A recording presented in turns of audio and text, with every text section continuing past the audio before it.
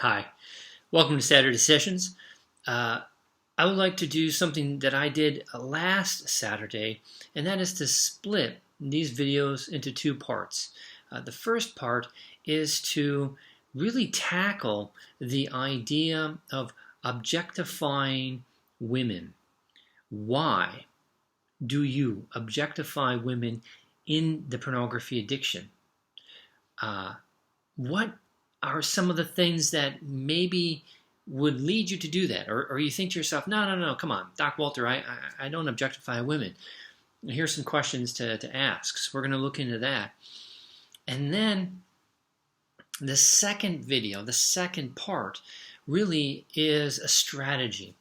Some practical ideas, some practical maybe even tips as to how you can begin to reorientate your mentality, to change how you view women. Okay? So let's go deep dive right away into this. Let's begin. First off, it's a simple question. Do you objectify women? The answer is yes. Because this is the common case for addicts, sex addicts, pornography addicts. We will look at the thing that we are obsessed with, addicted to, and we are going to objectify it. Brothers, when I saw, during the years that I was addicted, when I saw a woman, it didn't matter if she was pretty, attractive, or unattractive.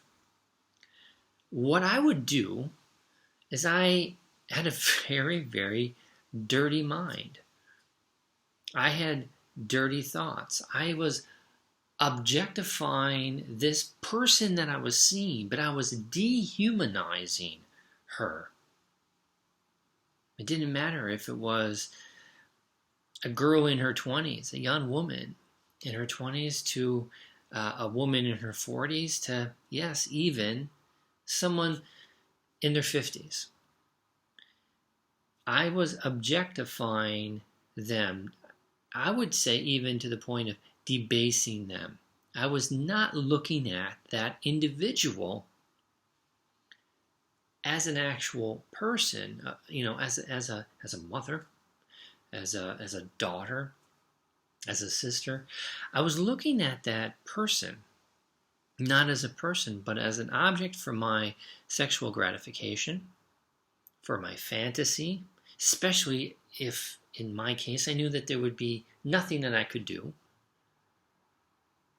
Randomly seeing people on the public transportation. Maybe this is you as well. Or perhaps it's a colleague. But see, your addiction has made you so shy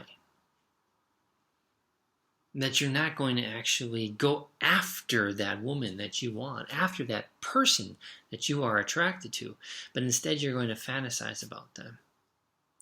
So in the workplace, you are objectifying them based upon how they look, how they're dressed, or if it's a random person in public, again, how they look, how they're dressed.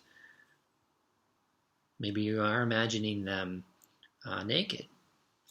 Maybe you are imagining them how they would look in certain types of lingerie. Maybe performing certain sexual acts. See, you are objectifying them. And a lot of this has to do with our pornography use, what we watch, how long, and our very own, very deep dissatisfaction. Because really, yes, that's true. We are dissatisfied with something in our life. And it might be our own sex life. But more often, there's something that is missing that we haven't addressed. So we've created a very negative mentality about what is lacking, something that is missing. And as a result of that, we've turned to this fantasy, which has grown to the compulsive behavior, this addiction. And that addiction has led us to view women not only on the screen, but then in real life, as if they were on the screen. We are objectifying, we are actually putting onto these daughters, these sisters, these mothers, these wives, our sexual gratification. Now, why do we do this? How do we do this? Well, it's both subjective and also objective. Why we do this? Well, because we're not honest with ourselves. If we're in a relationship, we're not honest with our partner in terms of what is lacking, what we need, in terms of the physical attachment, the intimacy.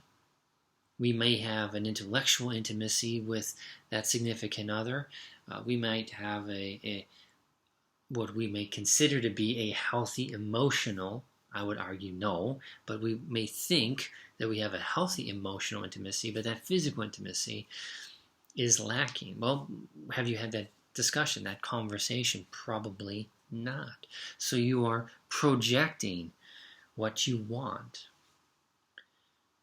And of course, another question to really ask yourself is, what you want, is it healthy?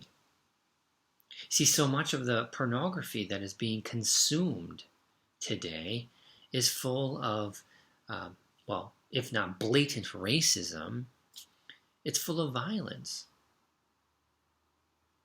It's also full of kind of this dehumanizing basis, right?